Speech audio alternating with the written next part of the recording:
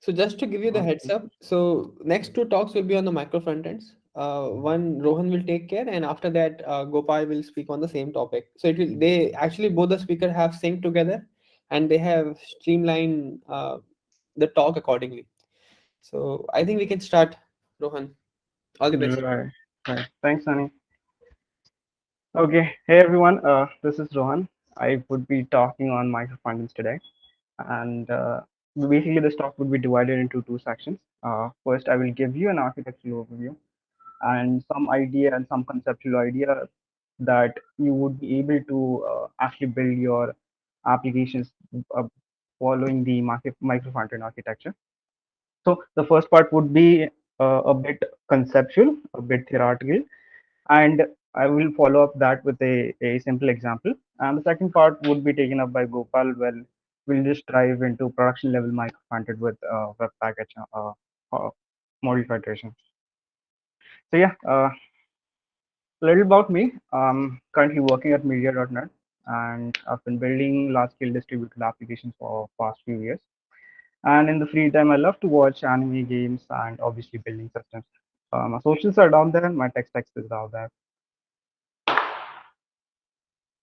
Okay, so let's start with the let's try defining with the who the target audience for this talk is. It's actually for everyone. I've tried to I know the micro front end thing. The term sounds very advanced level, but it's not really that advanced. The architecture is not really that advanced. It is generally things that are taken from nature, things that are taken from things that you do every day. So as a concept, it's not really hard. It's not gonna be hard. I've tried to keep it simple. I've also tried to keep the tech part, the code example that I'm gonna give, simple as well. So yeah, target audience is everyone.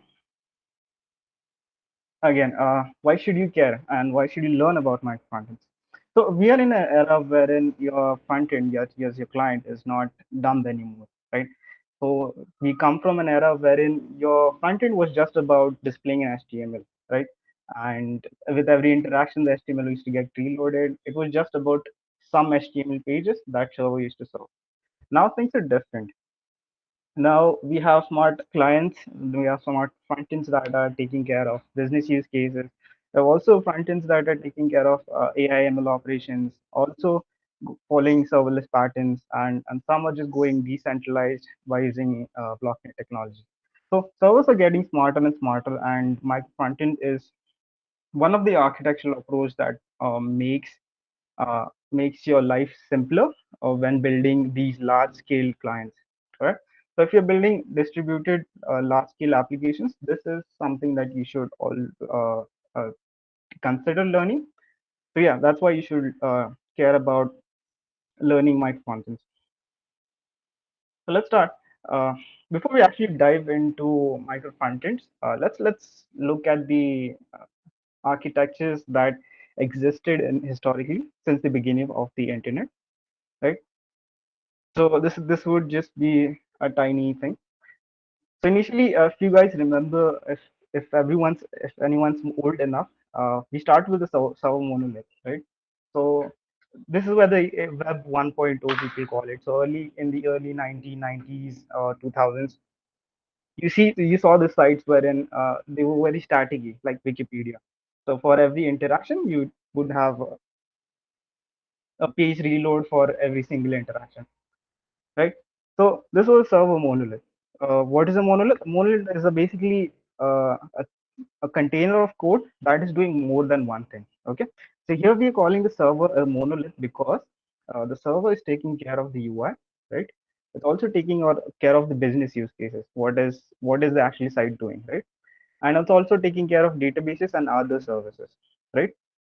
So we have a big chunk of monolith that's taking care of UI and other things.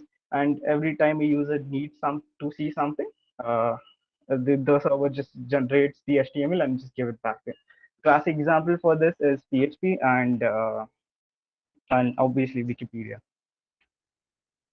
All right. So in Web 2.0, uh, this started in like 2005ish, 2010ish, wherein earlier people did not know what JavaScript is, how to use it, and JavaScript was just limited to those annoying pop-up ads that you used to see, right? So in 2005 and 2006, around that time, people actually started considering JavaScript to be an option, right? And that's why you see the applications like Facebooks and Discord and Instagram coming in, and you start to see that your interactions are getting smarter. Your application is being more responsive. You have single page applications wherein each with each interaction, with some interaction, you don't see that your page is getting reloaded. So there's some sort of JavaScript code that is sitting in the middle. It's it's talking to the server, and based on the server's data, it's handling the UI for us. So here you can see that we distributed our UI, and we distributed our business use cases and database, and segregated them based on use case. So if the use case here is the UI is handled by the client, and the actual business use case and the database is handled by the server.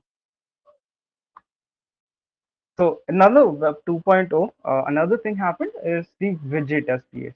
So what we started doing is in clients, we started dividing the clients into multiple clients. So if you have seen some sites actually load incrementally, right? Their SPA is single page applications only, but you can see that UI is incrementally loaded. So you can for let's say Instagram, the if you reload Instagram on web, you can see that some part is loaded first. For instance, let's say logo is very important for your branding, so that part loads first. Then you need feed for customers' attention, so feed gets loaded first, second, and then the stories and the chat and then the other parts. So we just divided our whole UI into multiple UIs, right? So that's where the widget. That's where we started using widgets, and widget is nothing but a piece of UI. Right? So this kind of gives us to a perfect segue to micro frontends. This experience kind of gives us to perfect segues to micro frontends. Let's dive in with micro frontends. So what is micro frontends? So micro frontends are basically a way of building apps by building tiny applications and encapsulating that in a host application. So what I mean by that is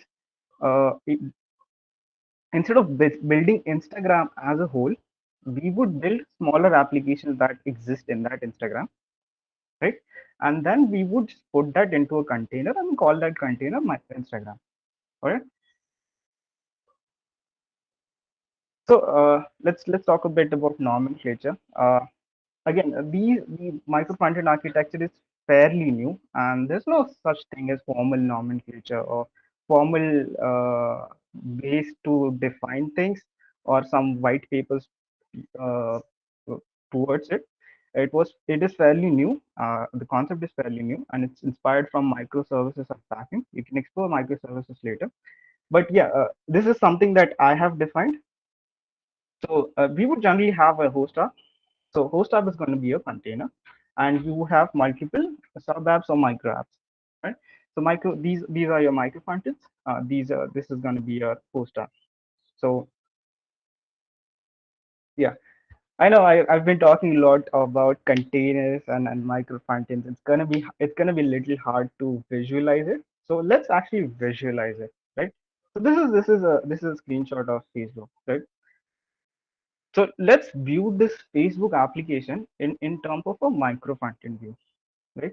So let's say if I have to build Facebook, what micro functions would I need to make and how would I make? So this is the micro functions view, right? So in this case, this is a container. The Facebook is a container. That's a host app, right?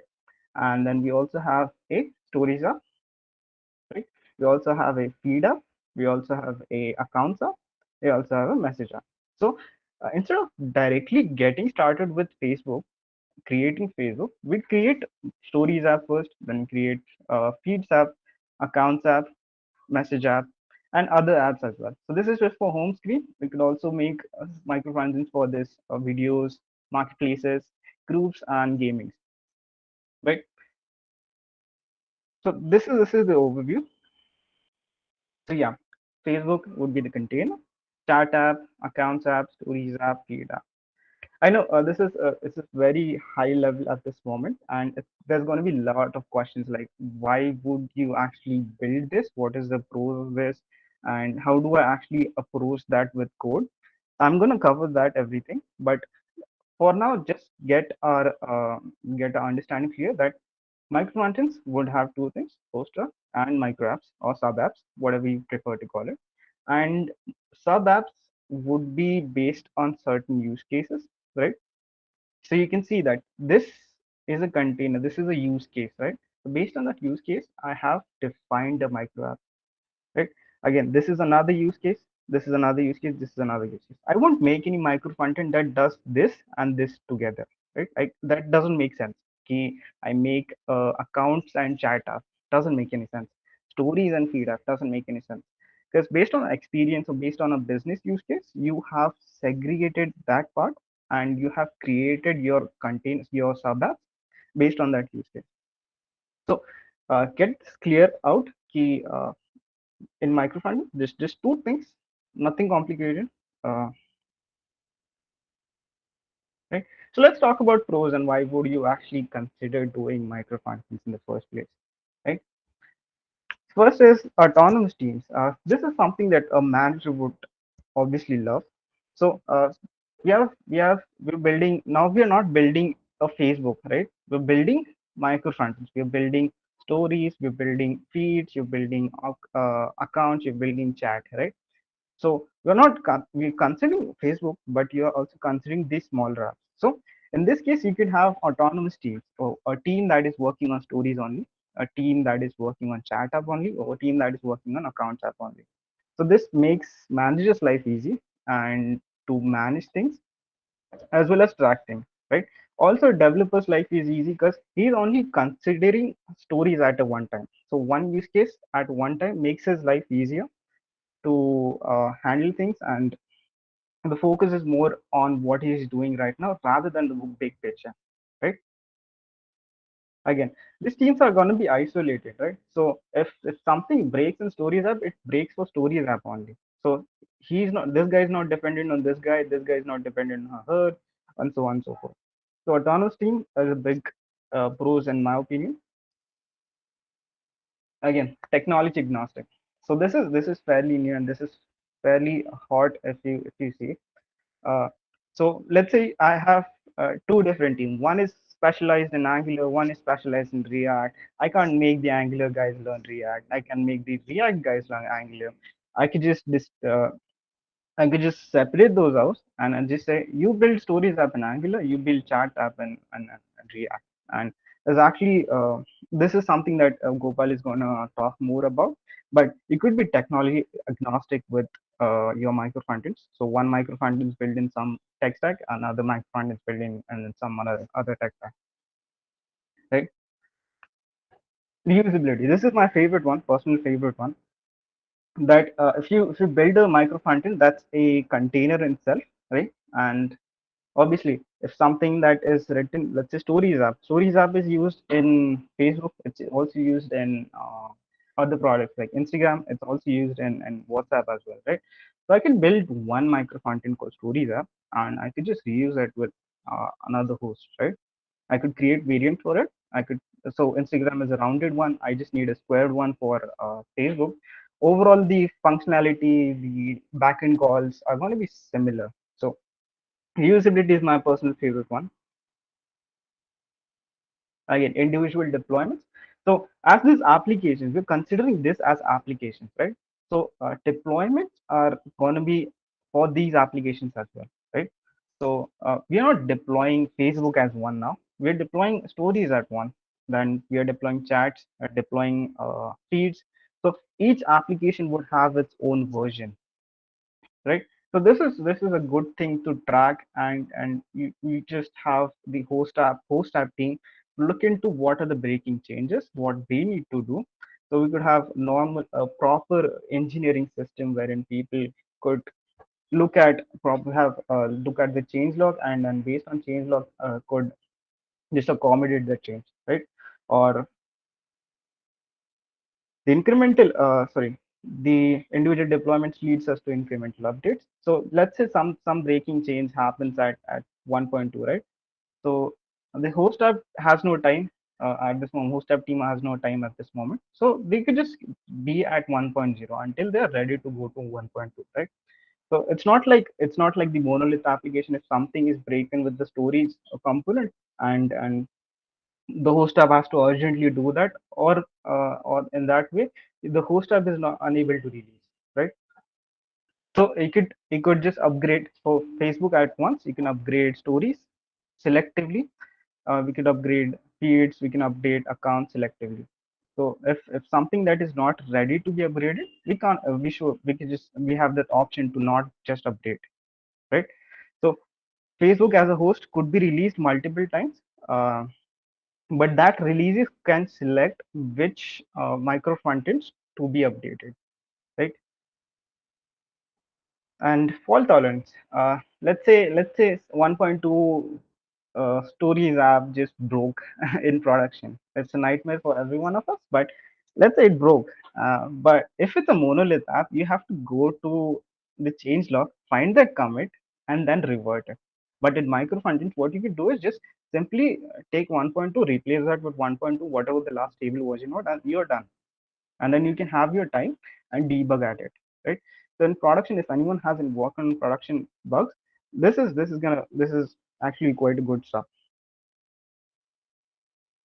So let's talk about design approach. I was talking about pros. Let's talk about how would you be designing your microfunctions, and what are the things that you would consider while designing your microfunctions. First and foremost, do you actually need it, right? So you need to ask these questions. If you're building a minor blog application, you don't need it. You're building a calculator, you don't need it. You're building an application with 3 or 5 pages, you don't really need it. If building an application that is large like Facebook or Swiggy or Zomato or Discord, you need to consider, yes, is your scale that large that you need microfunctions, right?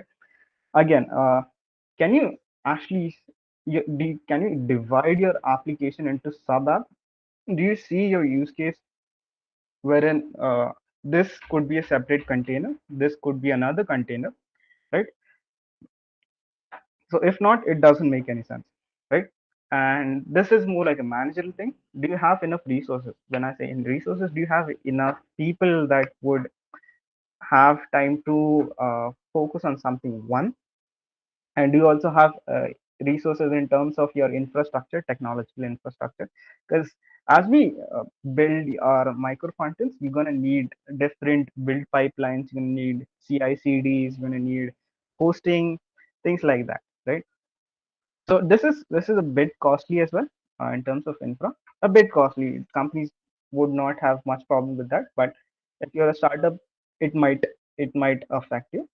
Or maybe you could just start with a normal workflow, normal monolith workflow, and you could split your micro functions incrementally, right? So if your focus is more on shipping and getting things ready, then you should not actually start with micro functions. But if your team is well settled, if your team is mature enough, and you have it enough resources, also your application is large enough, and you can separate your application based on use cases, so definitely go for microfunctions, right? Uh, so what defines microfunctions, right? So this is a checklist. It's something not this is not something that I have come up with a book. I'm telling you, this is fairly simple. I just saw a book that came recently last week, was based on microfunctions. This is just based on my experience building the distributed application, right? So first of all, your microfrontend should be host agnostic. What I mean by host agnostic, that it does not know what the host is, right? So for instance, stories app, stories app, you could build stories app that is going to be used in Instagram as well as Facebook, right? So in this case, if you cannot just say in Facebook, uh, show rounder in sorry in Facebook show square, in Instagram show rounded. You could have multiple hosts as well. Let's say Facebook comes up with another social media, that integrating that a stories app into that host is going to be hassle because we have not made that Instagram stories app host agnostic. So stories should not know what their host is, right? They should know what the use case is. In this case, stories app has its use case is just to display stories, right? When user interacts with stories, it just shows stories in a dialogue and then track things and handle interaction. But it does not know if it's a Facebook or if it's a Instagram. All it knows is I should I be displayed in round, should I be displayed in squared, or what other styles that I'm going to apply, right? This is something. This is the first and very important thing. It make it host agnostic. Again, customizable. It should have certain flags. It should have options such that I would be able to update a style, or I would be able to customize or inject a dependency into that micro frontend. It should also have inbuilt variants. So in this case of stories, it could have two variants like squared variants or a rounded variants, right? It should be easy to integrate. Version control, right? It should be released as versions. Fault resilient, right? It should have a error boundary of itself. So what is error boundary? Error boundary is a big try and catch block for frontends, right? Like second loss is self-sufficient, right? Stories app should be self-sufficient, as in it should know what are the interaction it's gonna handle, right? It should know where to get the data from. It should know what logs to be done. So some sort of code it should already do, right? So self-sufficient in that case, and you should also consider code redundancy. So you gonna have multiple microfunctions, right? So microfunction one, microfunction two, microfunction three, four, five, six. There's going to be some sort of use cases wherein your code is going to be replicated. Consider your utils or some sort of helpers that you're writing. So you need to consider this. How can you handle the code redundancy, right? You could also create another micro frontend library and you put the code, the redundant code in that, and import that things in this other micro frontends. There are multiple strategies, chunking and other strategies, but each you should be considering these points while building a micro frontend, right? So let's take an example of stories micro frontend, right? So this is a stories micro frontend. It is a customizable microfrontend. By customizable, I mean its CSS could be overridden, or let's say its on click could be overridden, or let's say its on close could be overridden. So you could actually tweak its behavior. So it's mostly like your material UI or any UI library, right? So things should be tweakable. So for that, you can take example of material UI. Material UI is really awesome in terms of tweakability. Uh, it knows that it has to display stories, it knows it has to fetch stories, it knows it has to handle the interaction, and it also has inbuilt variants like rounded and square, right? And it doesn't know who the host app is, right? So that's story. Now we're talking more a lot on the conceptual side, and it's going to be really theoretical, might be boring for some, but let's talk about code, and let's talk about an idea before code. Before you actually go into code, let's talk about implementation approach. So before building microfrontend, understanding before actually getting into the code of microfrontends, understand what rendering pattern that you're gonna use. Right. So you could have client-side rendering.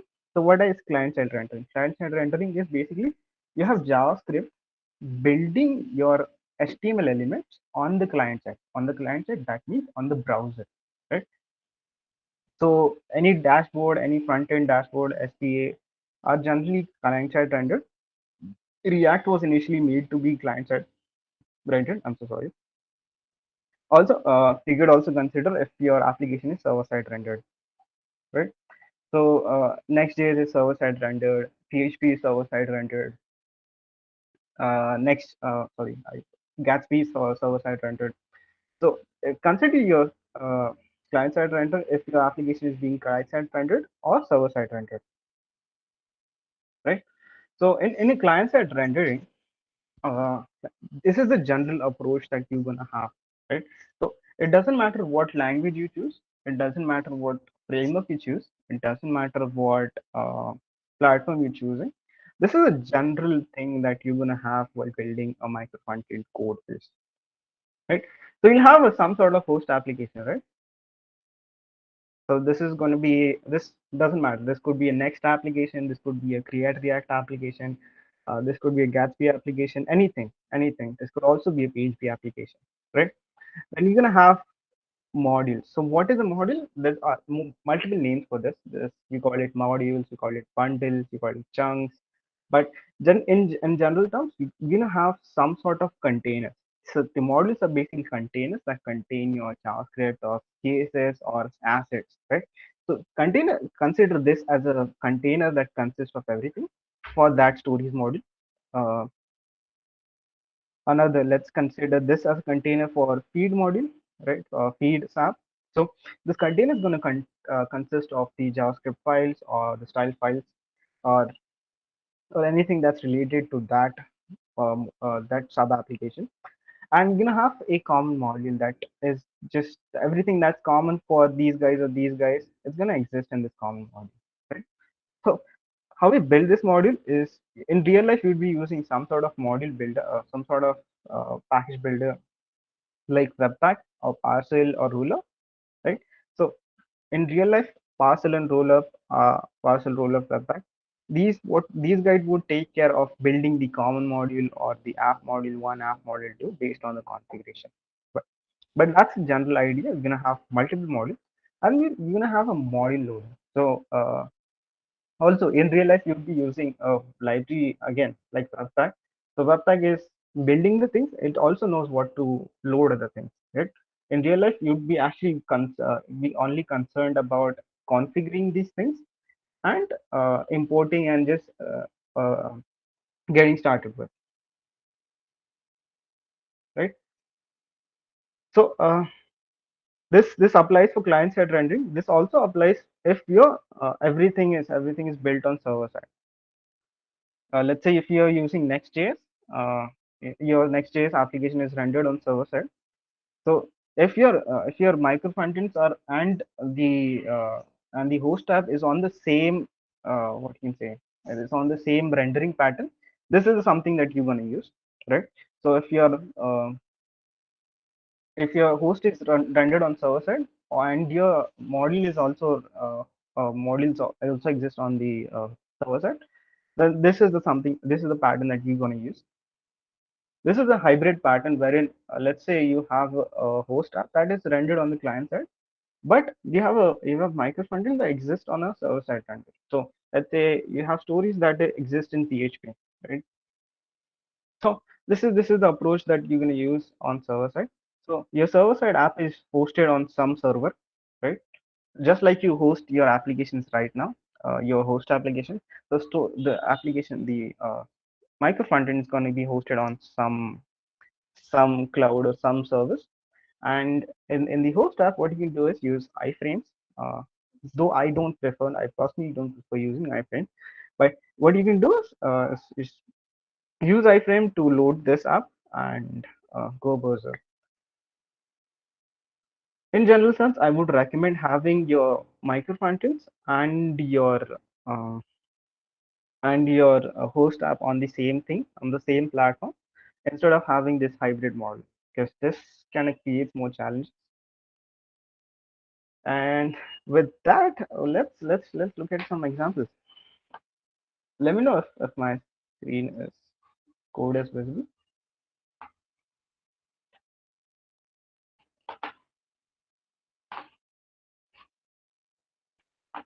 All right.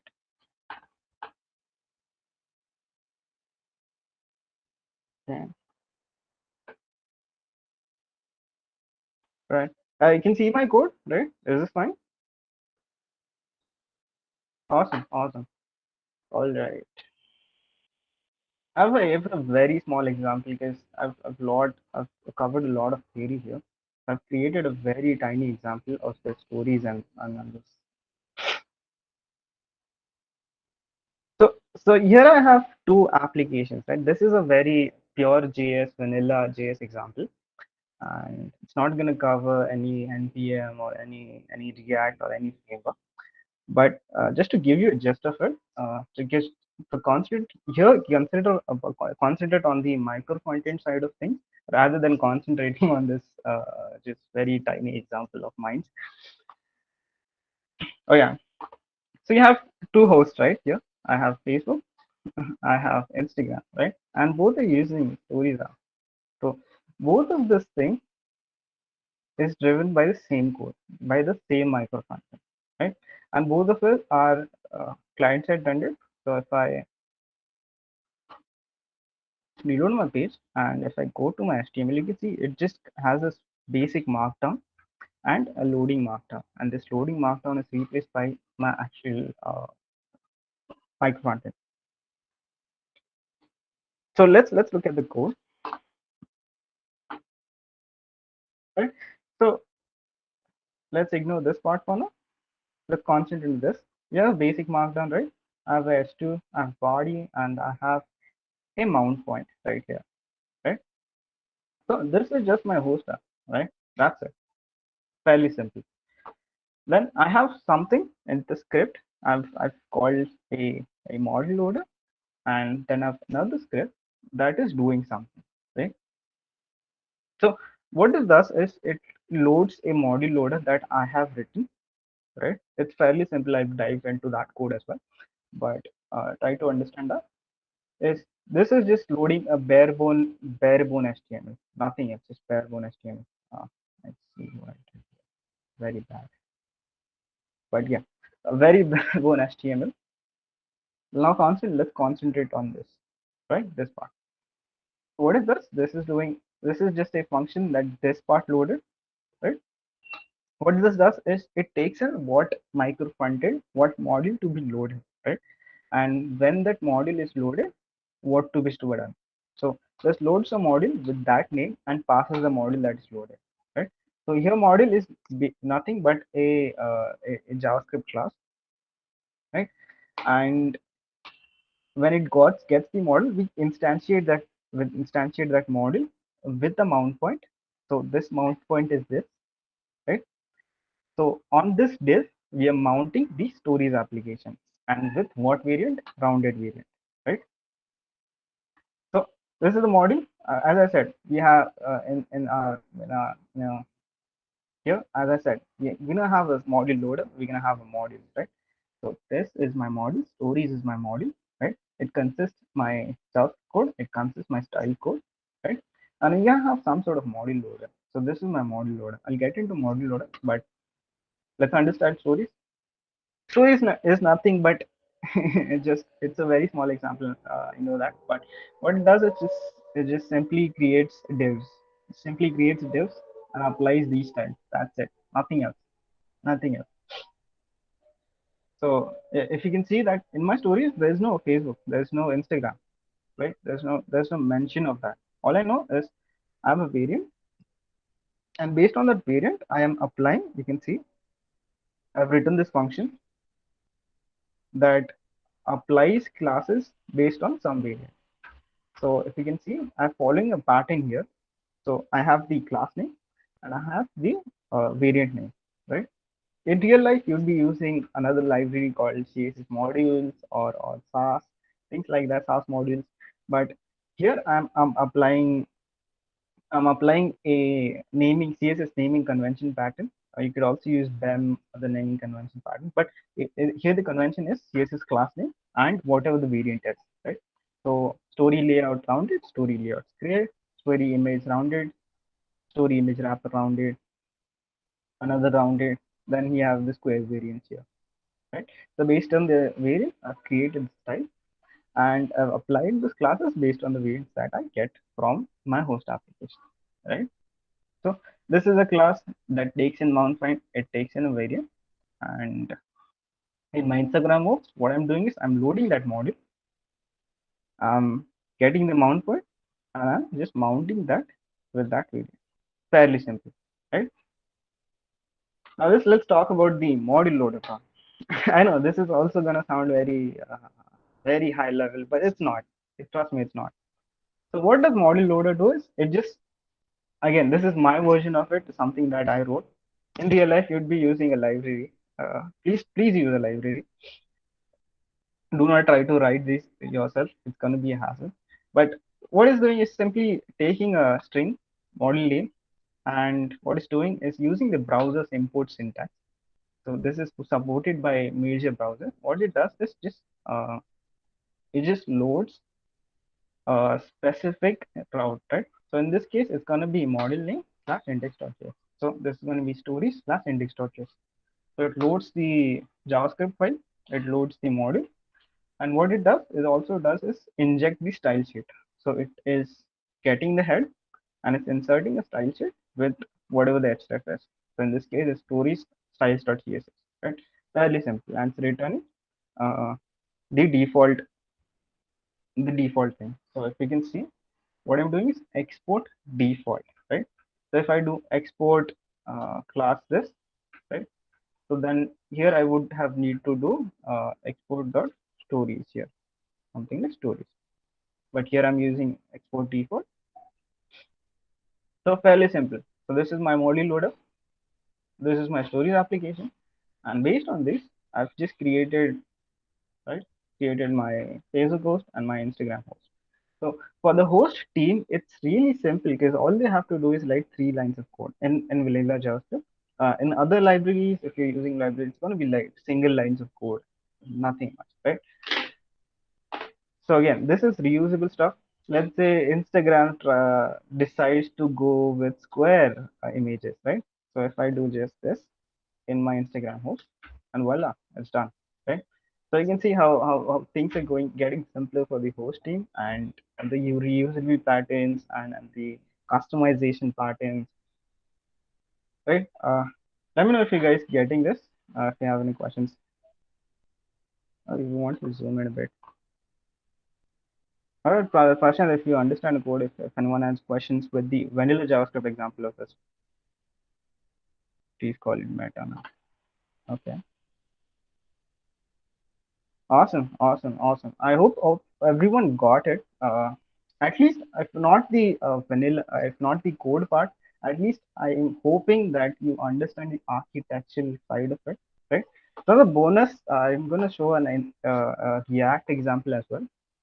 I know if you're a very beginner, if you're just getting started, this might sound a bit jargony at this point, but let's look into a vanilla example, and I'll display the incremental builds and things here, right? So let's look at, right? So this is my React application. This is my React based. Uh, yeah, what I did. Okay, I'm just gonna keep it as this. So this is my React Stories microfrontend. This is going to be same thing again, but this is going to be built in React and TypeScript toolchain. Okay. So in this case, what I'm doing is I have fairly simple pattern. I have a component, stories that has some mock users. It takes in variant prop, right? And based on that variant, it loads story components. So again, stories fairly simple again. Same thing that we saw in our Pure.js example, same thing, but this is written in React. Okay. So again, it is all, it's creating just DOM elements of story and nothing else. And we have our style CSS. Same here, I follow the same naming conventions, but ideally you'd be using something called a CSS module or SAS modules or less modules or material stylings or styled elements. There's a lot of libraries, a lot of options available. But in real life, we'd be using something like that. So I have this stories component. How do I build this? How do I package this? How do I use this in my host application? That's the major concern here, right? So there are multiple ways. Actually, there are multiple libraries that implement microfrontends, and we would be seeing more coming. Uh, the one that I prefer to use, and I have been using for past use method, past year or so, that that I what I do is export my React component as a library, right? How do I do that? So I just create the okay, there's my I create my source code. I use Webpack. I'm not going to dive into Webpack configuration. Gopal is going to dive into Webpack. It's going to explain what's going on here. But what I do is what I create Webpack file. What it does is just outputs into a chunk, right? So when I run yarn build on this part, when I run yarn build, it's going to create a dist folder. So dist folder is going to have this chunk. It's just going to have everything related to your application. And in this case, also I'll use TypeScript. So type definitions are already there, right? So uh, just to give you guys a gist of it, I have a React code. I have some sort of configuration, right? Some sort of configuration. I'm not going to dive into configuration because it's going to make a lot of confused. It's going to make you guys confused. But I run a command that creates a dist folder, right? And what I do is I do npm publish on this part. Okay, on publishing, I get this npm as a as this thing as a package, and this is posted on my npm. So if you can see, this is there's no readme at this moment. Ideally, you would write readme, and when you're using with this at a company, you would also be needing npm private packages because you don't want your code base to be leaked to public. But as an example, I've used npm here. I've created and deployed. So you can see, if I reload this, there are two versions. So there's 1.1, 1. Right? All the things that I said, individual deployments. So these are the individual deployments for this microfrontend, so these microfrontend. And let's talk about consumption, right? So this is npm package. The consumption is fairly simple as any other npm package. So if I uh, go to my other thing, right? So all I have to do is go to my package.json and I have to just import the stories up, right? Install the stories up. I do yarn, that's it. Or npm install, whatever you prefer, that's it. Nothing else, right? And in order to use it, what I do is I import the stories up and I just render it. That's it. Nothing else. So if I'm gonna I'll just run this application. It's running. Yeah, it's running. Again, same application. I know, same example. You might be bored, but it's the same example. But this part is in React. And if you wanna just play, let's say some reason wanna get rid of the stories thing, that's it. Nothing else. It's fairly simple, right? So let's say I have a breaking change at 1.0.2, right? So I'll just upgrade my library. I'll stop my server and just install. Let's say I'm upgrading my library, right? So at this 1.0.2, I break in the thing. I have a breaking change. So in this case, the stories application is not working. So I've upgraded it. I'll restart my server. So that was individual deployment. This is incremental upgrades. So based on your use case, you would be upgrading things.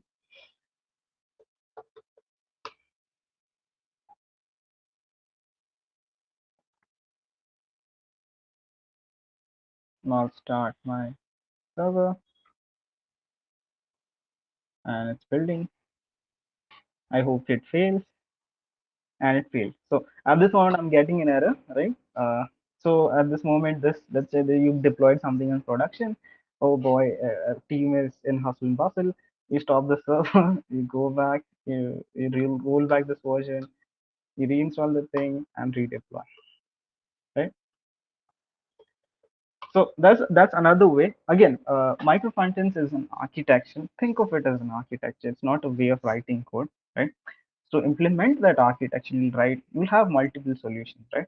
So these are the two solutions that I have presented to you. One is in Vanilla.js, another one is in React. So whatever you prefer, you can use it. There's another one that is pretty cool that allows you to do have some applications in Angular, some applications in React. Also, the configuration is fairly simple. It's called perfect model federation that Gopal is going to cover.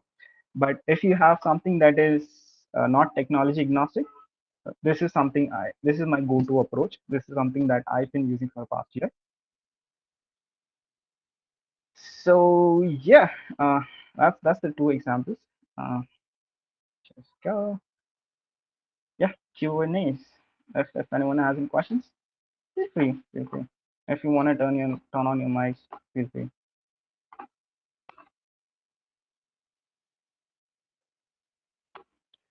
Okay. I have a lot of questions. Nice video, awesome. Thanks, Tamil. Single SPA is also good. Yes, Ashi. Yes, Ashi. As you said, this was just about the concept and the architecture. In real life, you'll have like tons of libraries, and you know how things goes with JavaScript libraries, right? You have multiple libraries, and it's just coming. Things are good coming. If you use npm package, then we don't need to deploy a host package every time I deploy the container app, as the version should be. If we use the npm package, then won't we need to deploy the host package every time I deploy container app? Yeah, container app would have its own version control, right? Uh, let's say I'm Facebook, right? I deployed something. It's going to be 1.0.2, 1.0.3, 1.0.3. So at an update, let's say I'm deploying, updating stories app, then obviously the host application is also getting updated, right? So yeah, the host app would need to be redeployed with the stories app as well. Do React component based design is similar to Microfrontend without versioning? Yes, Vasantanan. If you are able to segregate your components based on your use cases, it's the same thing. But if you're using something like Redux, something that exists on a common, you know that something global exists, and that thing is not host agnostic, then it's not Microfrontend, right? So on micromanagement, we must have styling CSS in the host app organization. No, Dhruvid, not necessarily, right? In you can see in this application, uh, there's no styling for what I'm saying stories app, right? My story styling exists in my stories application only. So I go here, right? Components. My styles exist in my micro frontend only, and the styles are loaded by the host apps, right? So at the time of rendering, the model dissolver would take care of that. So yeah, you don't need to. You can have it. It's up to you, but I won't recommend. Or if microfrontend needs to access some data from another microfrontend, it is possible to for some kind of it's not Kanishka, it's not an anti-pattern, but again, same pattern applies. React patterns applies here. Let's say if two microfunctions need some data, right, it needs to be passed from some host, right? It should be passed from the host, or you could have a microfrontend that consist another microfrontend, and these guys passing to these two, right? Or you can have some sort of common chunk of code that is getting that data, and you pass this or you import this function into these microfunctions, right? But in general, what you need to do is pass data from your container or the host, right? That's a lot of questions. That's good. That's good. I think people understood. What if, all right, if you have multiple microfunctions that require the same version of dependency, all of them, can you share the configuration? So this is something is going to be use case specific, right?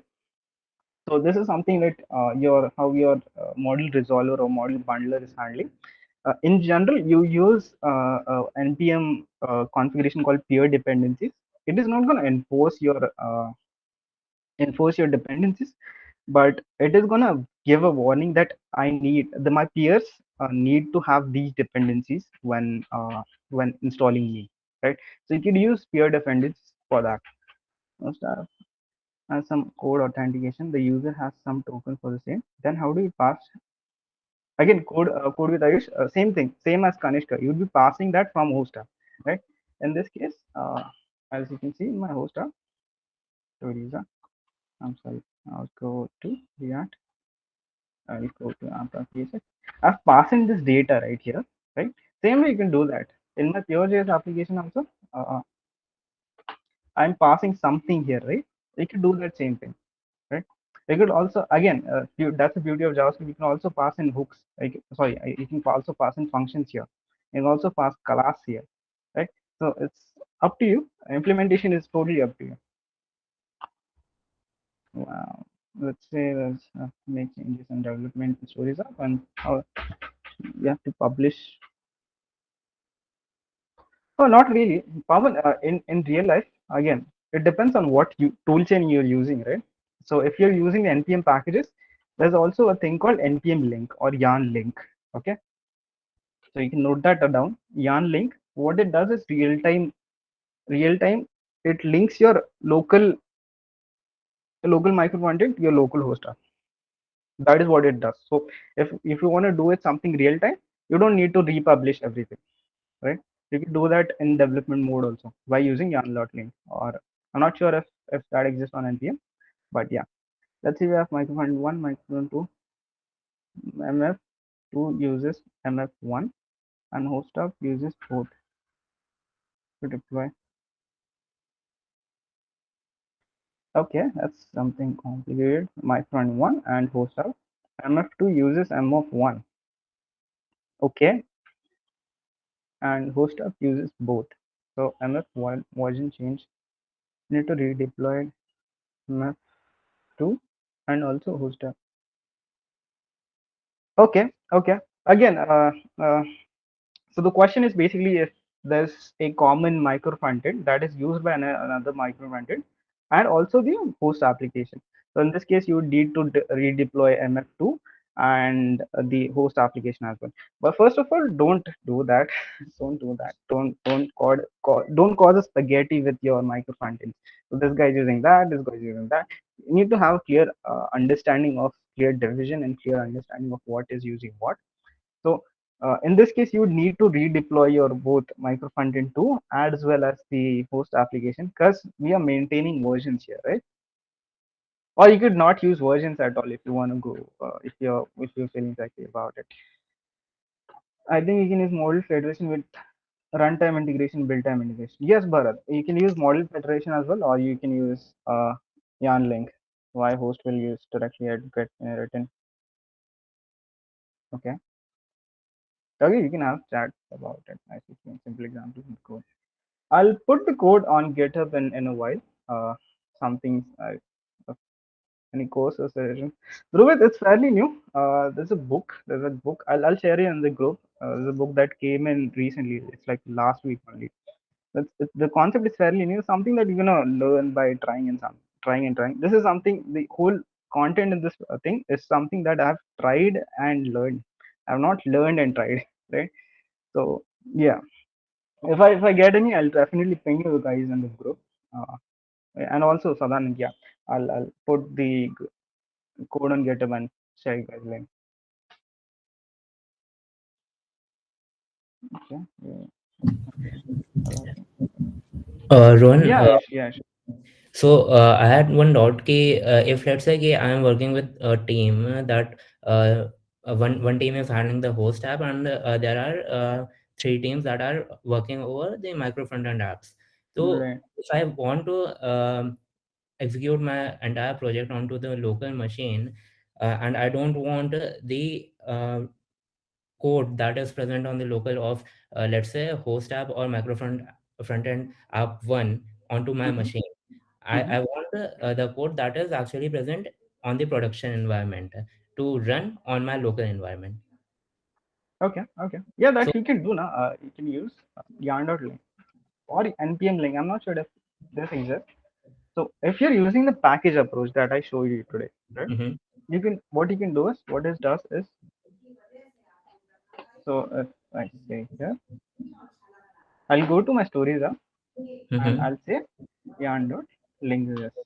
So what is what yarn does internally? It just creates a space for this application, right? mhm. And it creates a sort of a pointer. Uh, and if I say yarn link, whatever it is, whatever the package that I'm using, stories. -app, stories -app. So in this case, my node modules package called stories app is pointing to this here. Okay. Okay. Okay. Okay. So whatever the changes that you make here, it's going to be reflected in here because your node modules. Let's see if I may go here. So your node models here, you have node models. I can see there's also going to be a stories app. Oops, there is stories app, stories app, stories app, stories app. Where is it? Where is it? Yeah, this is my stories app. Now this stories app, this folder is pointing to here, not that local folder. Okay, Okay. so this Okay. is a way of doing it, but there's also another way called website model federation that Gopal is going to discuss. Obviously, look into that as well. If whatever you find simple for you. Okay, one thing more, Rohan. Let's say कि, I don't have any code regarding my host application, and I don't have any code regarding my other applications onto my machine. I do have only code for my micro frontend app too. Let's say I'm working on that only. So Right. if I want to execute my code,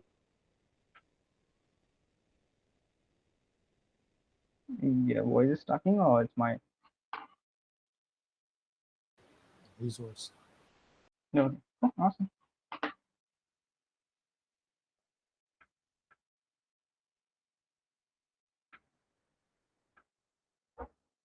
Automatic host reload. If we do changes in child app with Yanlik, do we have automatic host reload? Yes, if your the linked app is running in watch mode, right? And your host app is also running in watch mode, then ideally your website should watch onto your node modules dependencies as well. So yeah, it should work.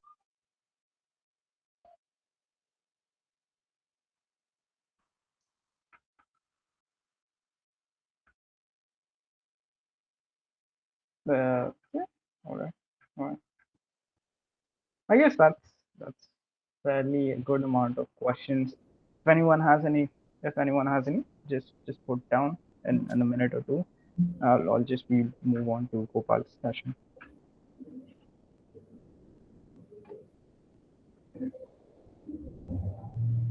Awesome. It was actually a very great talk.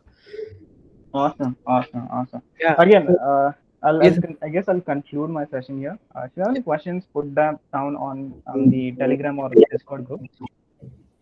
Or someone speaking? sorry, Rohan, my internet Yeah, connection lost. yeah, yeah. No problem, no problem. I was saying कि, I don't have any of the code regarding any of the stuff on my machine. I do have only the code of micro frontend app 1 onto my machine. Right, right. So how do we have access to it? मतलब basically अगर if I type facebook.com onto my Uh-huh. machine, Acha, तो you wanna host your host your host application and you want to inject your micro content in that host application, right? yes, This is yes, something that you want to do. yes. Okay, okay, interesting. I I don't think so. I've done that. I've already had host app on my machine locally running, but Mhm. I guess something that you could explore, or maybe Model Federation may have something to some sort of configuration in it. Might explore that as well. But yeah, it's a pretty good question. If you find something, let me know as well. Yeah, definitely, definitely. Thank you, Ronan. By the way, your Awesome. talk was very nice. Thank you. Thank you, thank you, thank you. And great question as well. Likewise.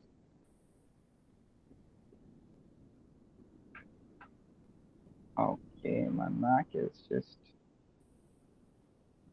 okay. Yeah, I'll conclude my session. Thank you, Sunny. Thanks, Team DevCode. Also, thanks the team that made banners. Really great. And also, thank you guys for being here. Again, that's my social if anyone wants to connect. And yeah, next up is Copa. Uh, I'll Thank be you. stop my sharing. Thank you. Thank you for the detailed session. Okay. Yeah, all the best, Copa. Let me share my screen. I'm audible, right? Yeah. Yes, yes. Yes, Gopal. Okay. Okay. Hi, I'm Gopalakrishnan. I'm working in Kislo and having 4 years of experience as a front-end developer. Um, and you can connect me on this like social network. Okay. Before jumping into the session, I just want to know like how many of you use Webpack and how many of you like created a React application or other application using Webpack or module federation. I just want to know the audience.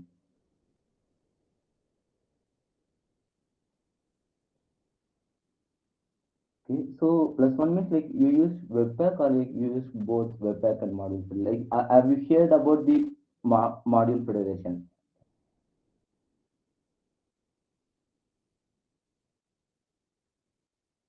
Okay, great. Okay. Okay, great. Okay, so I'll just give you overview of Webpack thing. I'm not going to cover the detailed part. So as you know, like most of you use Webpack. So Webpack is a it's a module bundler. It's just used to bundle all the files into a static asset. So that's what it's doing. And if you see the Webpack configuration code, right? And by the way, are you able to see my code, or do we need to zoom in?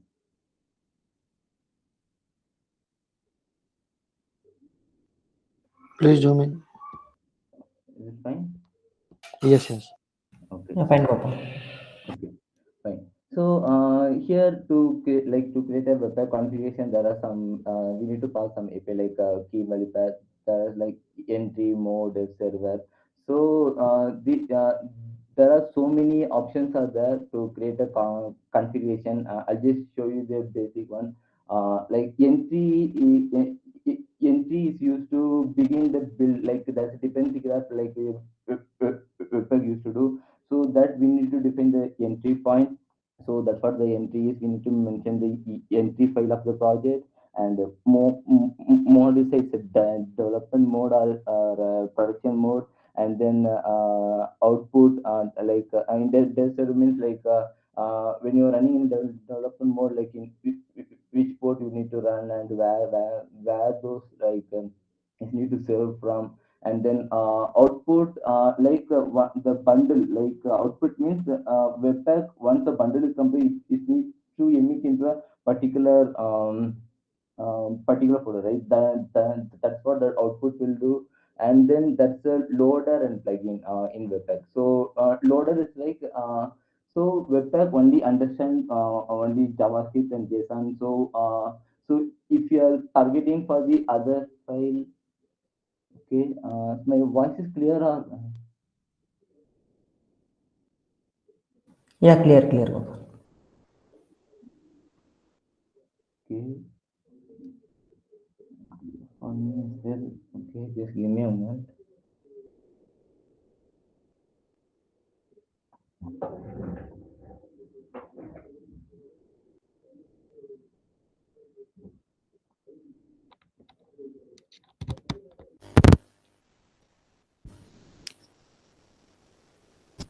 Now is my voice is sorry. Oh, okay, okay, got it. Okay.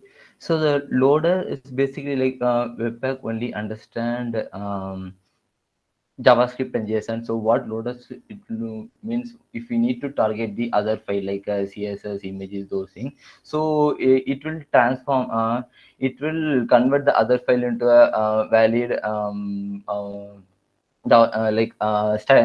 static asset, like to build a dependency graph. So that's what loader will do. And the plugin, loader is basically converting a file into other module file. So plugin can be leveraged to perform a big task like bundle optimization, asset management, those things, and then plug into module federation template thing. So those things we can do. So I just want to cover the basic of the overview. So I think so. Am I good? Would it go with model federation, or any doubt in this paper?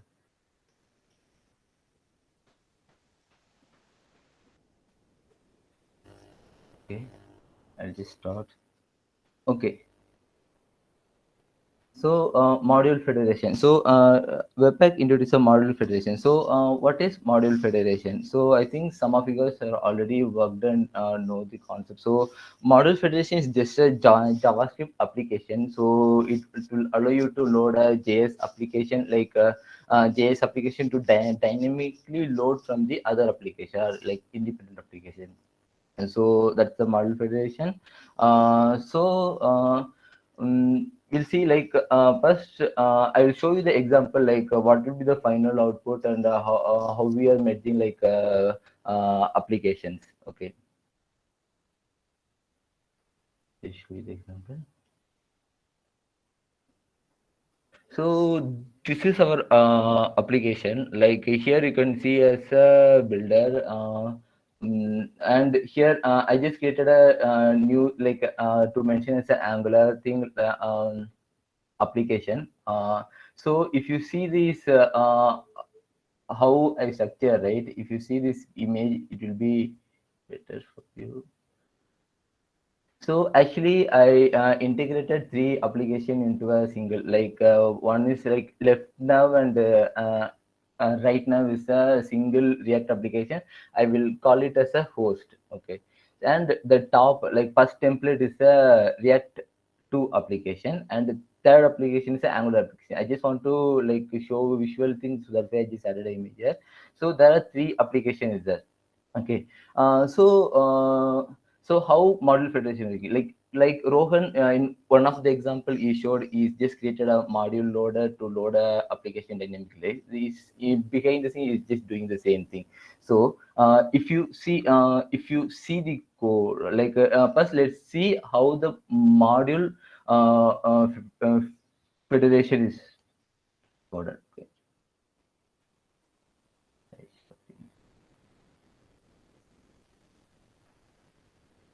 Okay, so this is a like architecture. Here you can see there are like container reference, shared scope, and then container.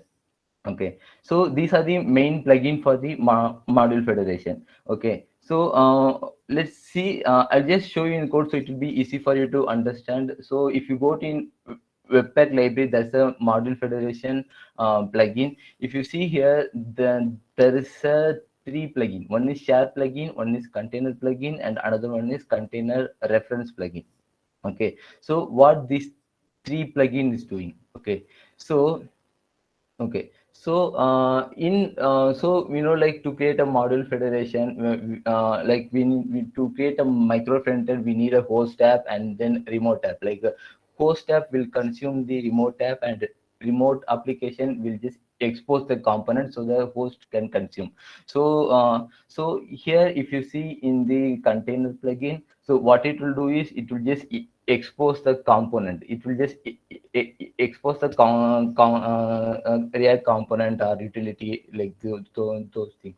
Okay, and what this React reference plugin will do is uh, it will just consume the exposed application. So the like mostly the host application will use the remote, so it can consume the other application component. And there is a one more plugin is called share plugin. So consider in multiple application, if some libraries are getting reused, like consider we have a three React applications, and three React applications we are using React React down package. So what we can do is, instead of using a separate instance for React, like we can share the code base, right? And so we can share the scope. So that's what shared. So these are the main three plugins for modules federation to work, and that's all about it. And if you see this diagram now, same like remote model, like the container will expose, and then container reference, like it will just consume, and then there's a shared scope, there will be a version check. So what it will do, if the multiple packages are getting a shared scope, it will just do a version check. If the version is mismatched, so we can configure it as a showing a warning, or like to emit a error. So those things also like we can handle. So these are the structure here. This is like how like behind the how model federation is splitted into a plugin. Okay. So okay, I'll just show you visual representation of how things will work. Okay, consider there is a three application, and left hand side is a host application, and top and bottom there is a two application, two independent application, and those are like emitting. So like in Rohan example, he created a one module loader, right? So he just exposed to one file. So that's what like here we need to it will emit a one remote JS, like not a remote, like it's a entry file for the remote application. So what the federation will do is it will just compile, like bundle the whole React, like whole independent application into a single entry file. So whoever is consuming this entry file of the remote, so they can consume the host application, like they can consume the remote application component. Okay, so if you see the, so for each remote application there should be a entry file. So I named it as a remote.js.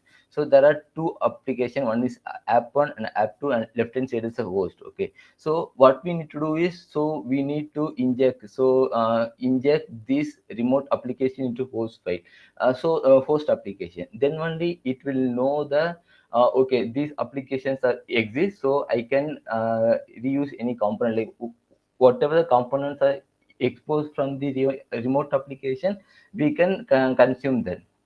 So we just need to inject. I just added a tag here to indicate that the injection is like successfully injected.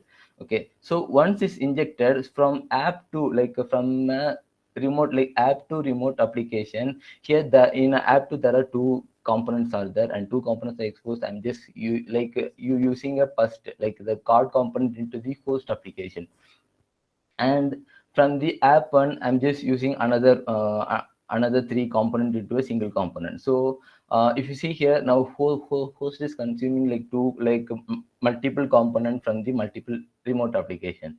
So this is how it's working. So any doubt till here?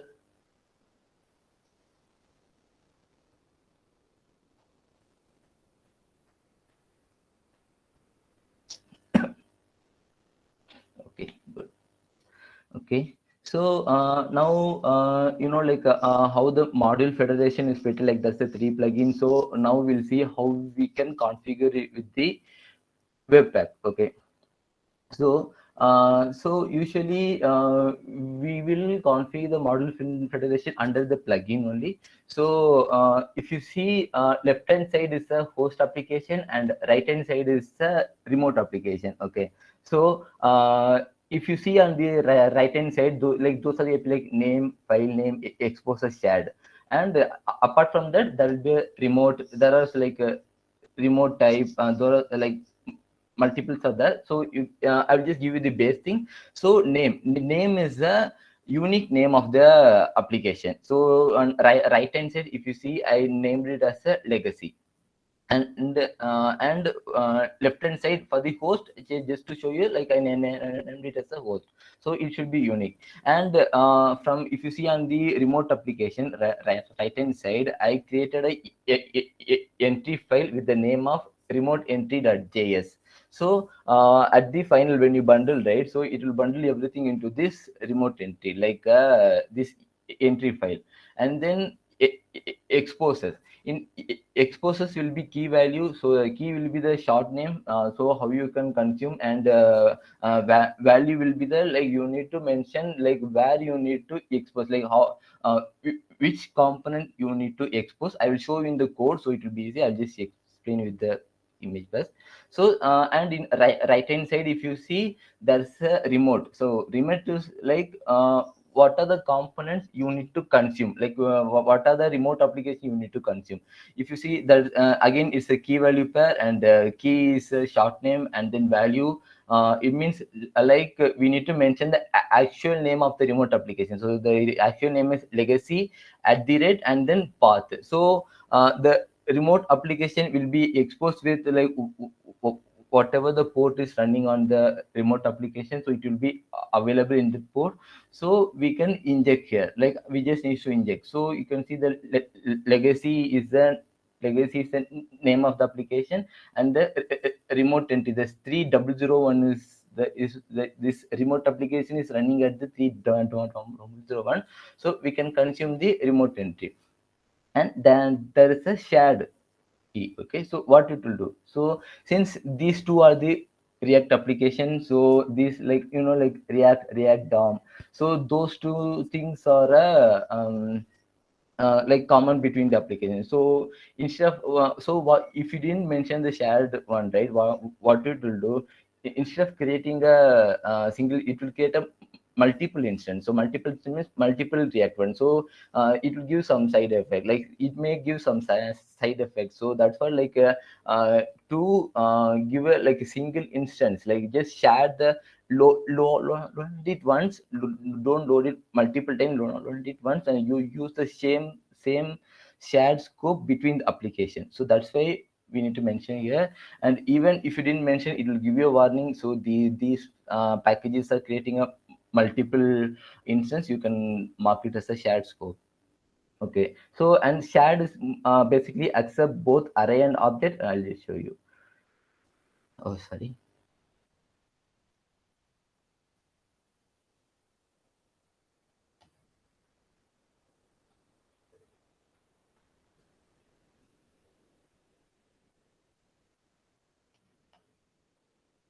So here you can see there are two applications, there are two React application. One is host. So this host will consume the remote applications. Okay, like this is legacy is a React like one template which is created in React. If you see here, this left sidebar and sidebar is a host application, and this center part is a legacy one.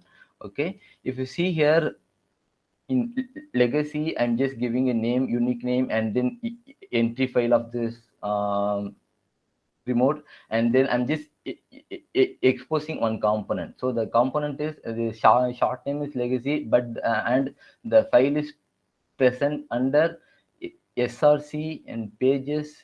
If you open, this is host, sorry, legacy, src, pages, and then index. If you see here, I'm just exporting this legacy component. So now this remote application will expose this this component. And if you see in the module federation, like in the host application side, is here it will just consuming the remote application, and the application is legacy and is running at the 3001, and we just need to give the remote application entry file. So I added one more remote entry file. This one is for Angular.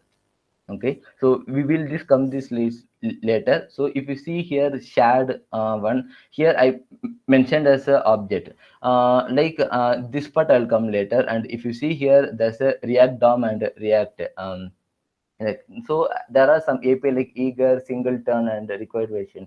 So what singleton is, it just, we are just telling, like instead of creating a multiple instance, so we create a single instance, we are just explicitly telling the telling to the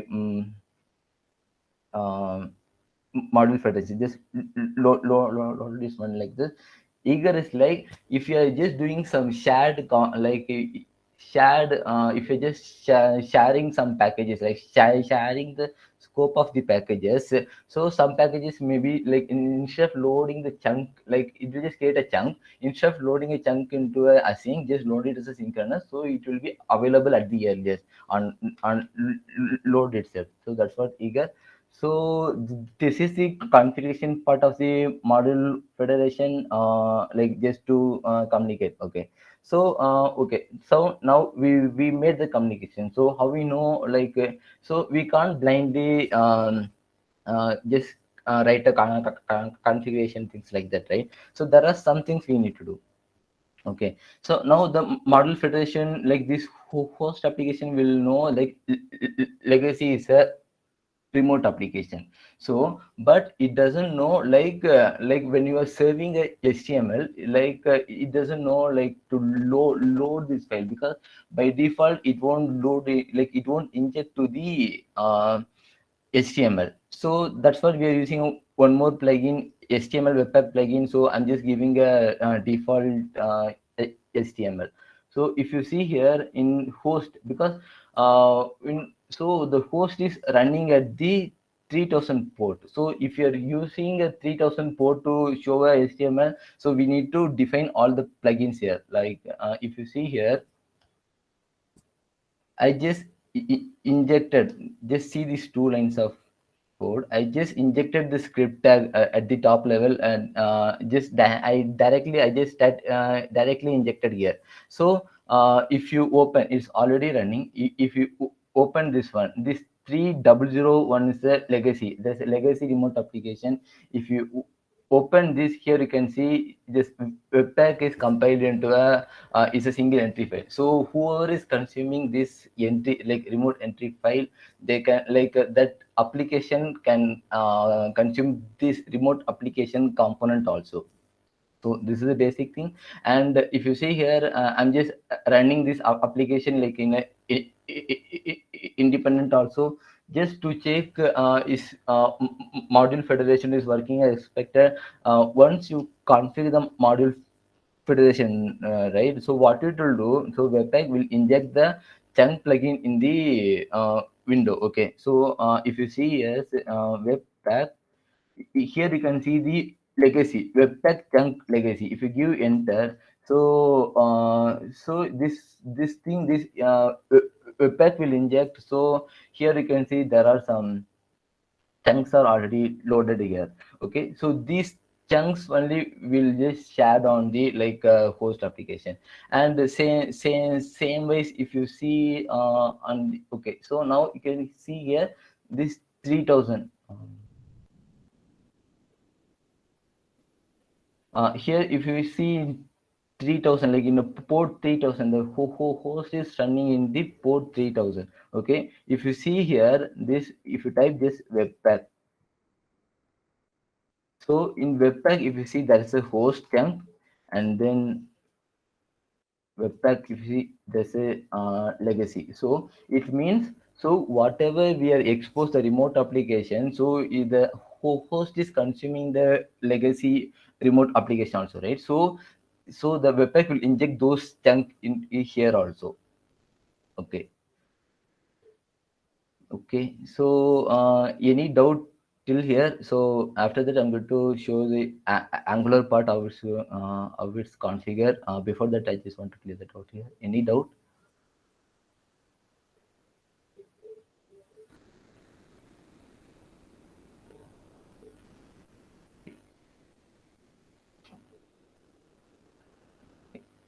Okay, done.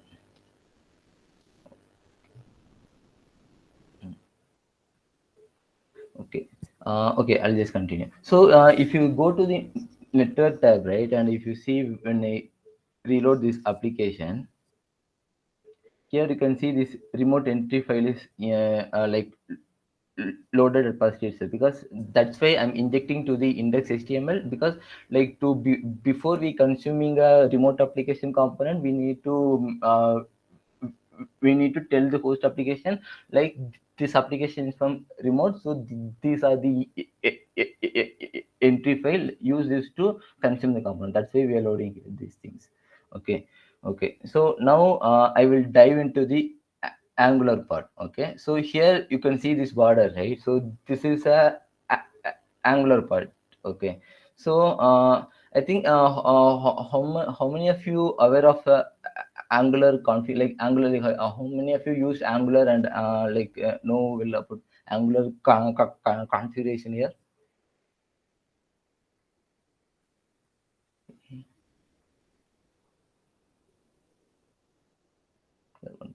Okay, okay. So I'll just show you the sample Angular applications. Okay, so basically we'll create an Angular application using that Angular like CLA like ng new. And if you see there are some configuration even for Angular part, I'm not going to dive deep into this. I'll just give the only needed part. Okay. So if you see, if you create an Angular project, so this Angular JSON will be there, and then as usual like package JSON. Okay, so these are the dependency and dev dependency for Angular. And if you see this Angular JSON, there's a project key. So here only they will have all the project like project related configuration, like which source and then which builder output path. So this configuration will come by default. Okay, like for development what you do, and development production what you do. Okay, so what I did is okay, now I will show you is Angular application. So actually basically before giving this talk, right, so what I did is I just tried integrated multiple Angular application and multiple React applications. So here what you see is I integrated multiple Angular application also. This home is a host, and this profile is a remote, but I'm not going to cover for the home because I just exposed only profile to the React application. Okay, so if you see here, these two applications, I just merged both Angular. Like if you see in sample Angular application, right? Under the project, this one is a project name. Okay, and that's all in the project. If you see here, same. What I did is I just combined those two, like home, like host Angular application and profile Angular application into a single Angular JSON. Okay, so we can run. I just configured just to integrate the multiple Angular, but I'm just using the same configuration to showcase you. So if you see here, Angular 2, because we need to use module federation to expose Angular as a remote application so that host and consume, right? So there are three things we need to do. One is we need to create a webpack config for Angular, and then we need to create a build like Angular CLI. There's a default builder will come with Angular, so it doesn't support to like utilize a webpack config. So we need to use some custom builder to utilize a webpack config. Okay, and the child is a port.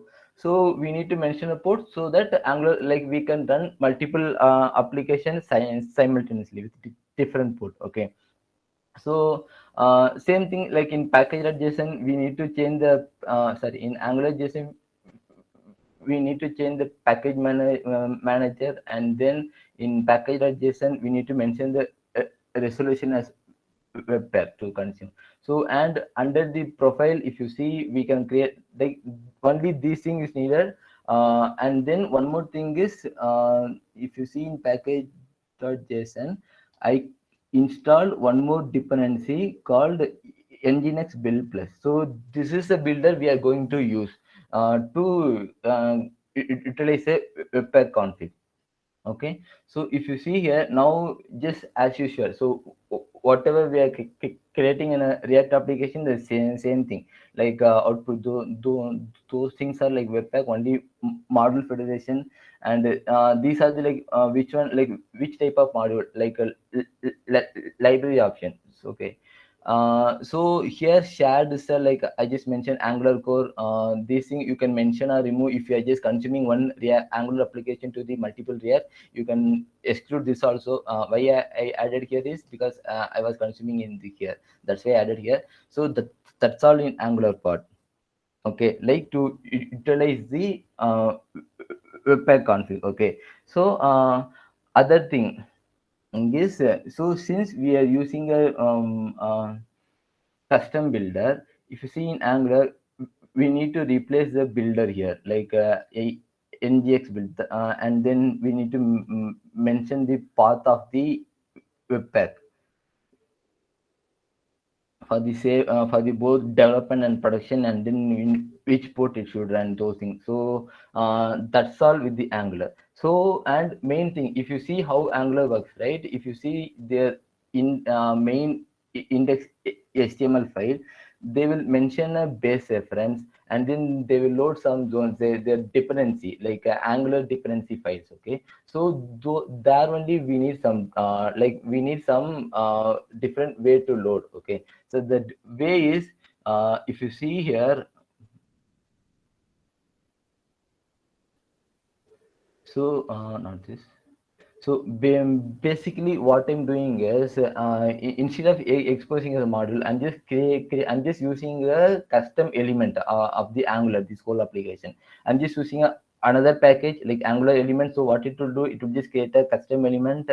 So by using this, we can consume in the, like those remote entry will be injected to the React. So what we can do is, this define, like here I mentioned the component, right? By using this, I can consume in the React application. Okay, so if I go here in the host, I just close this file.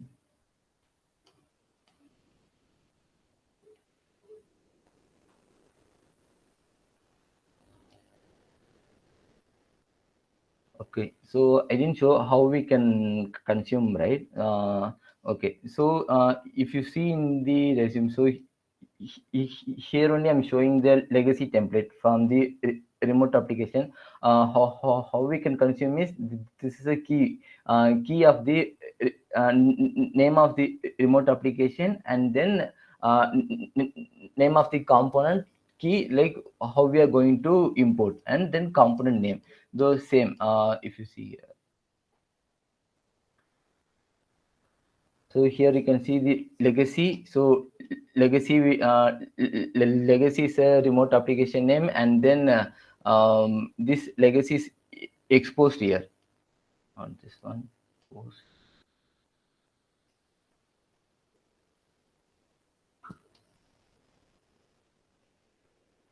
So here you can see this is a key name. So that's what this is a way you can consume. So other than that, you can pass a prop, like how we are consuming a component, like if you want to pass between a multiple, like passing a data between a multiple micro frontend, you can just do like this normal state, or like this.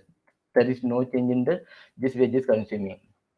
So everything will work as expected. There is no change in that. But in case of Angular, in Angular, because like React doesn't know Angular, how Angular is working, right?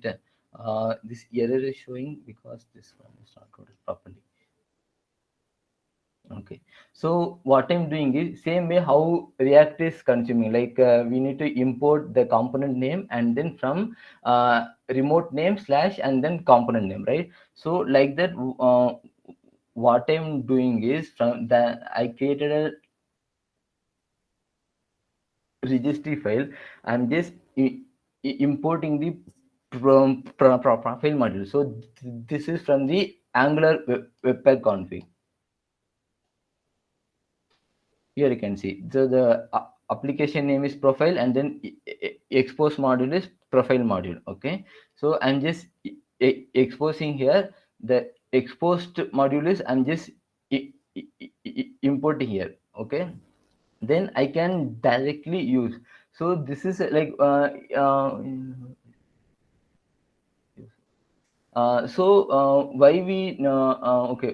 we need to use a custom, like a custom element here, because it will create as a this custom create custom element. What it will do is, it will create as a web component. So then if we define the tag, right, we can consume in the React application. Okay, so this is how you can consume. But before that, there are like to render the actual application, actual Angular application to React, right? There is one more thing we need to configure, that is the bootstrap file. So here, because the Angular will load some dependency file, right? So those dependency file we need to inject into a window of the host file. So that's what, like here is do. If you see here, I'm just inject, like with Angular version, the injecting the dependency, those thing into the window platform. And if you go to the host application,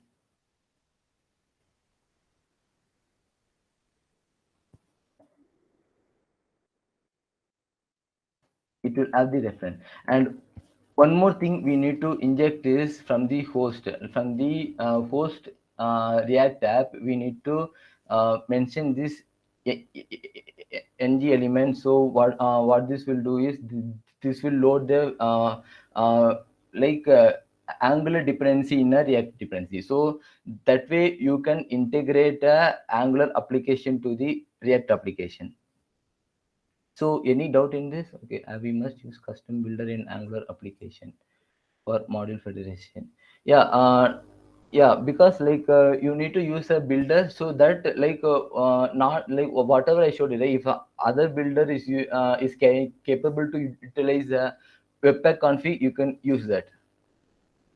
So definitely we need to use some builder, because Angular's like default builder doesn't come with like you can utilize webpack itself. Okay. Any doubt in this?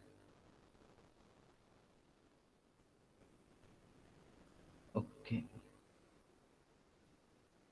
Okay, so okay, now the part is like if you are integrating multiple React application, then we can just directly communicate to the component, like same like how we are importing component. Like we can just pass the prop and then event prop as a function. Everything we can do that. Even bubbling, everything will work as expected. But in Angular is different. Okay. So I'm just going to show you one thing, like how you so Angular will emit a value. So React application will capture and show it in the React application. Okay, so for that what I'm going to do is from index I'm just going to comment this part.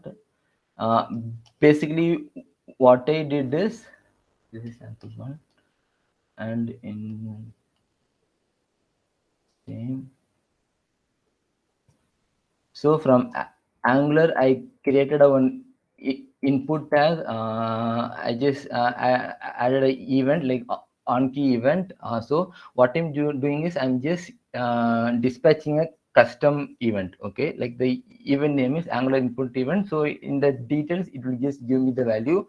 And in React, what I'm doing is I'm just consuming. I'm just consuming here. I just once the import is done, I'm just listening for this event. So once the event is listened, like whatever value is coming, I'm just from the detail. From the detail, I'm just setting into state. Okay. If I reload here,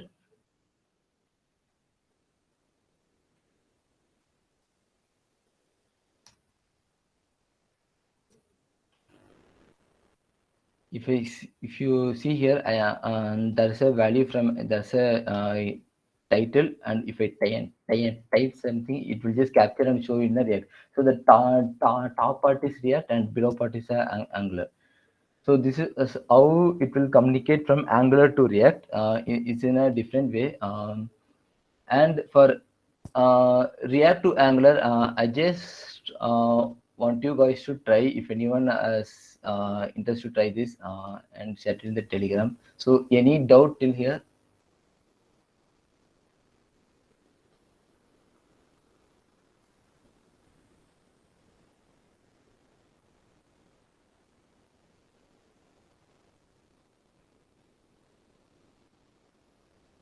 Can you show the Angular emit? Can you show the Angular emit? Okay. Okay. So it's just basically normal Angular application. Okay. So here you can see in Angular, this is how you will emit a value, like bind a event. So key up. So on every keystroke, I'm just binding a function here. The function is defined here, and on key. So what I'm really doing is on each stroke, I'm just getting a value from the event. So this is a default JavaScript API, and then these two are JavaScript API. And this, what I'm doing is, with the like if you do a click, right, the event will come as a click, right? So instead of that, I'm just creating a own custom event, just to create a custom event. So I'm just passing some object here. So this value, I'll just can get it, like whenever user is keystroking from the Angular application, it will just emit this event. So I can consume, I can consume this event and just show it on the React application.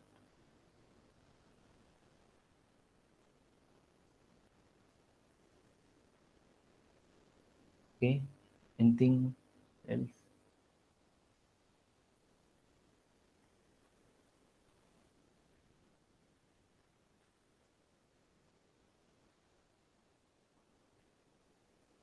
Okay, I think if you have any doubt, just ask me. I think that's all from here.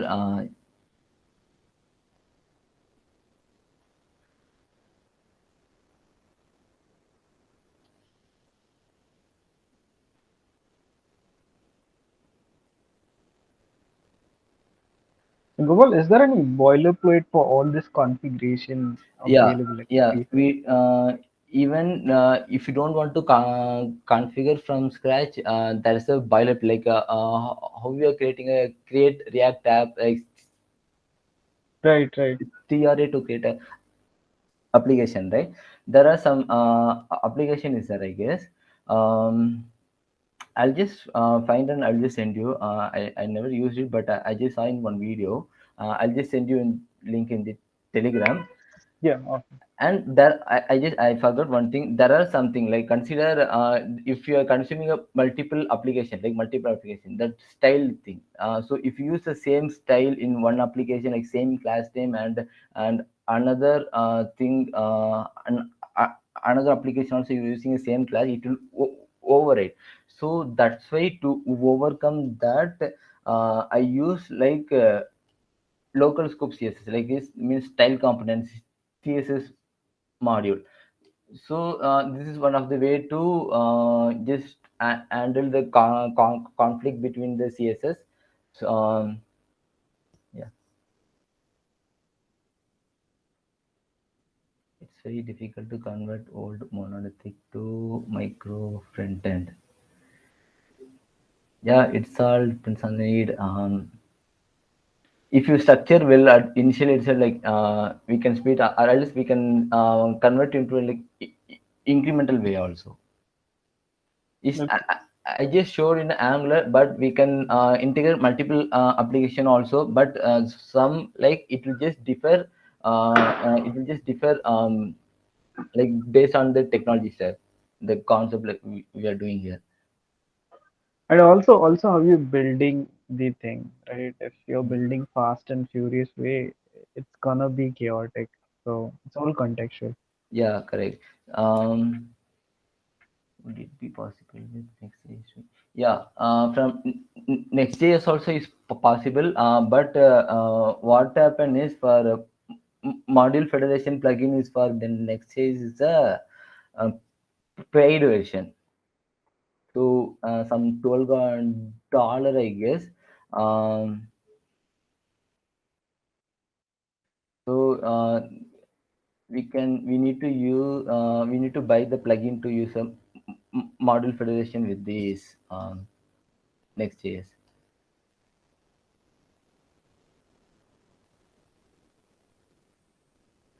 A simpler way, Sadanand, here would be to make a React component that wraps in Angular component, right?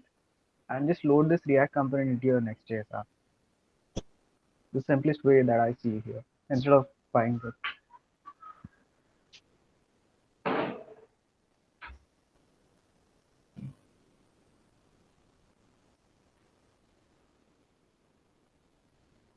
In React, we just create, build, can deploy code, but what exact need or use case to use Webpack? Can you give little?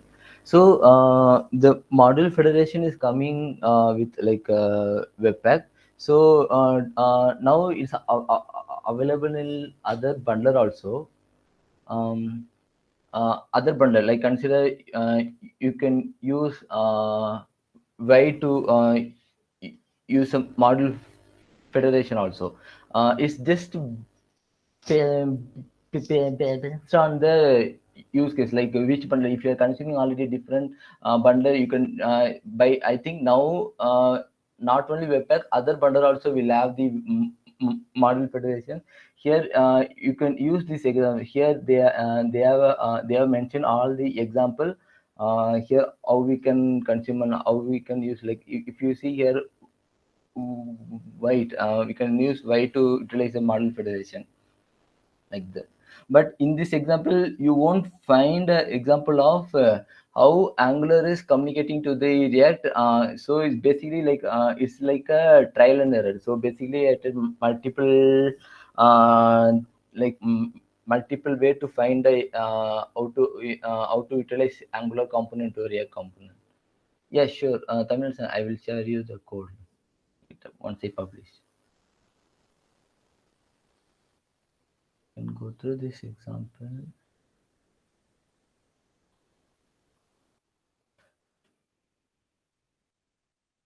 Okay.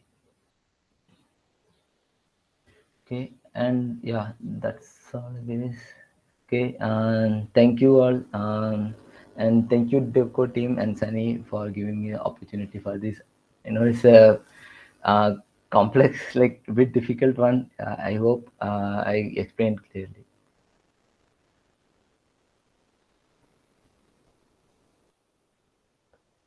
Hey, Gopal.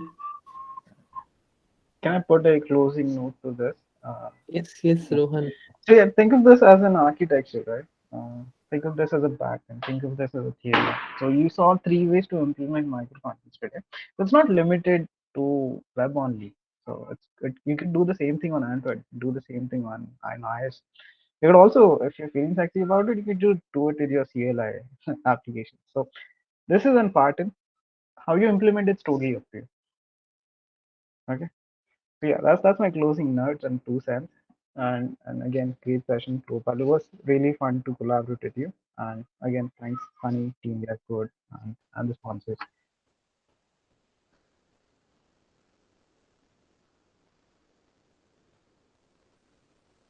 Yeah, thank you. Even when we collaborate with Rokan, like we have some common mindset also, like watching anime games. It was a bit fun. Likewise, Gopal. So both of them has done a great job. So I'll start with Rohan first. So great presentation, great communication skills. It was went very smooth. I thought like you'll directly jump with the practical implementation, but you have went through with the proper explanation, because half of the things Gopal is going to cover on the next part. So I think the way you guys organized the particular talk, right, it's actually very awesome. And great work, job, like great work, guys. I know Gopal from last year. He was spoken last year as well. I can see the growth in Gopal, and the same thing I was talking to Akshay. Ki those who are actually doing things like with the community, and they keep on learning. I can see the growth. I can see the progress. So I appreciate it, guys. I appreciate it, Rohan and Gopal. Both of you have done a great job. This topic is not very easy, and I'm frankly speaking, I'm not aware of this micro front end architecture very well. Definitely after this, definitely I'll start working on this topic as well, and I'll learn actually what are the benefits on micro front ends. Thank you so much, guys. Any questions for Rohan and Gopal? I think we'll do next just tomorrow now.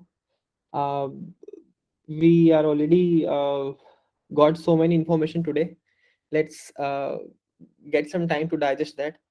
And do share the links, Rohan and Gopal. Whatever links, whatever repos, do share in the groups so Sure. that we can go through it once again. And the very first example which you showed using vanilla actually is very suitable to get the idea.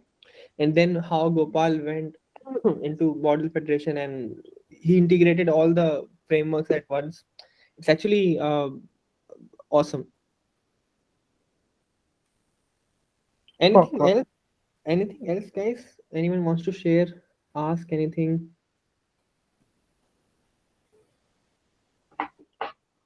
So we'll share the examples. What you guys could do as an homework or as an exercise is just add on another micro content, onboard another micro content on that. So you have Yeah, 3 ways. You could, if you want to explore more. that will be good. And I think we need to work on Webpack as well. There's a lot of things to learn on Webpack side.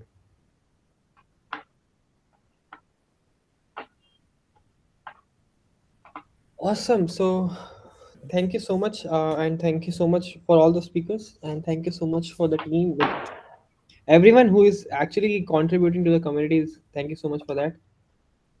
So we'll connect back tomorrow at 11, and we'll have I'll share the talk details by evening. What all talks we're going to have tomorrow, and tomorrow we'll have a closing session. Anything? So last week we decided to create a group, right? I'm not okay. Tell me how many of you were there in the last system design discussion at last week. Just write me in the chat if you were there.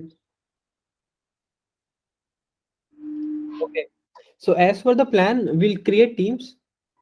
So I'll share the form. Maybe you guys can fill up in which topic you wanted to create a team. Then we'll connect some other day, maybe after a week or two. Then we'll start working on that part as well. Okay, then. So system design, is it going to No, be? so Rohan, last week actually we thought we'll create a teams and we'll work on specific content. For example, 3 to 5 people will work on Webpack. 3 to 5 people will work on you can say web security, on system design. Then we'll come up and we'll have a talks on that.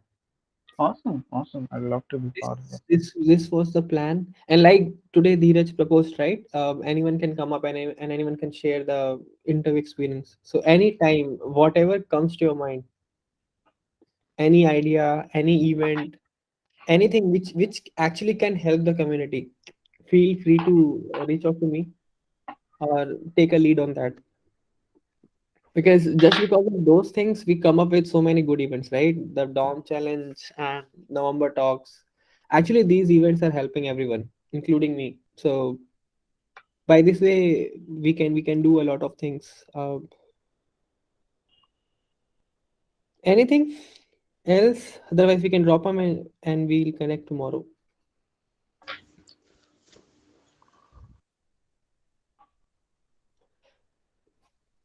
Build projects, real ones. Okay. Uh, okay. So, what kind of projects, Agrit? I was thinking like for the community itself, if some people can come up together and build a platform to provide the a platform, like it would be a exercise on the development side. That will be good. That will be good. So I can come up with few. So for example, we have registration process from Google Form, right? So we can come up with something our own, like just log in Google. We'll generate a ticket and something like that. We can pick small things. We can generate our own uh, online editor for DOM challenge. Not exactly DOM challenge, but for the at least for the JavaScript code snippets. You can run and we can run the test cases. If people are interested, definitely we can start work on it. See, we have good folks. I agree on that. We have so many good folks in this community. So definitely, we all are going to learn. So if yes, if maximum people are agree, we can start something like this. Hello. Yes, Karthik. Yeah, I have one question actually. Yes, Karthik. Go ahead. Yeah, currently I'm rolling React.js. Okay, so like what are I started to read docs, but I have a lot of doubts in that. So I couldn't find proper resources to like learn, clear my confusion. So can you suggest me like how can we learn React in the right way, kind of thing? Anyone, if possible. Oh, anyone wants to give answer? Like anyone? Karthik, have you started with JavaScript first? Yeah, I mean, I have learned the basics of JavaScript. Like I have taken a course actually, so I learned those things like closures, all those things I have learned actually. But I don't know how to build projects on those closures and all. Like I can, I mean, I understand the concept, but I'm not sure like That's fine. how can That's I build up fine. on those? You have you built web applications using JavaScript? No. Huh? Yeah, Have you sorry. built web applications using JavaScript?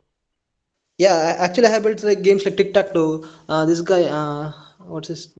Uh, built Tic Tac Toe using that Minimax algorithm. Those things I have built actually, small apps. Okay, So so if you're clear with how the DOM yeah, manipulation is yeah, working with yeah. JavaScript, DOM things I learned actually. I have built those things. I mean the small apps. okay. So you're clear with JavaScript, then you can totally go with React. And what I'd recommend is just start with the basics. I know there's a lot of content available these days, but stick to the official docs. I would recommend, and understand a bit by bit. Start with props, start with state, and that's it. Just play around it, and then move on to other features of the app. Oh, okay. I mean, is it relevant to learn class-based components or should I stick to functional based? It's all about the design, Karthik. If you like class-based component, you use it. If you don't like it, you don't use it. So it's no hard and fast thing. Okay. I know there's a lot good. There's lot Is it of still people have. relevant to use it in 2021 or like people It's are about the design. It's about the design. okay. What kind of pattern you're using? You're using functional pattern, go with functional pattern. You're using class-based pattern, go with class pattern. Oh. Like how would be the front end interviews be like? Like if I start to learn React, like will they ask? There will be like machine coding and all those things will be there, or like if I Obviously, yeah, obviously, uh, and hopefully there's going to be some mock interviews or interview experience or DevKode. Stick around for that as well. okay. Like what kind of projects would you suggest me to build? And just currently, I have built this to-do app using that Firebase and all. Like backend is for the backend. I expanded like, and now I'm building this shopping cart app, similar with the it has a cart feature, all those things, like a basic one. I'm not using that Redux and all, just normal state and the reducer functions, those things. I mean, use reducer, all those things. Just I'm building that one currently. This is fine. This is fine. Until and unless you're getting the gist of the React features and how React is doing the things for you, it's gonna be fine. It's totally fine if you don't use library. Just Oh, understand what is React doing for you, why you're using. Until unless you're clear on that, it's totally fine that you don't use any other libraries. Just get oh, hold of React itself, and if you need get the hold of React, and then you can move on to anything. okay.